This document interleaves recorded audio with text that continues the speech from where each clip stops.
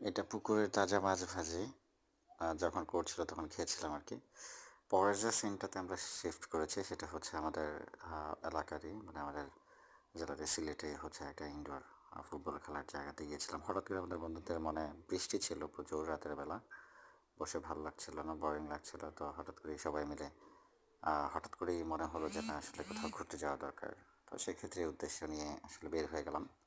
আর এখানে গিয়ে ভালোই পজিশনটা দেখে মনে হলো, জায়গাটা দেখে খুবই ভালো লাগলো, তাই একটু ভিডিও করে নিলাম।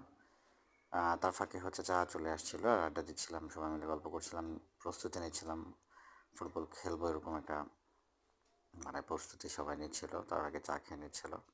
কিন্তু যে সময়টা ওখানে কাটিয়েছে আসলে খুবই আমার মনোমুগ্ধকর ছিল। যদিও সংখ্যায় আমরা কয়েকজন বন্ধু ছিলাম তাৎক্ষণিক, যদিও সংখ্যায় আমরা কম ছিলাম, তাৎক্ষণিক যে কজন ছিল আর কি বন্ধুজন সবাই মিলে একসাথে আড্ডা দিয়েছি, ভালো লেগেছিল আসলে।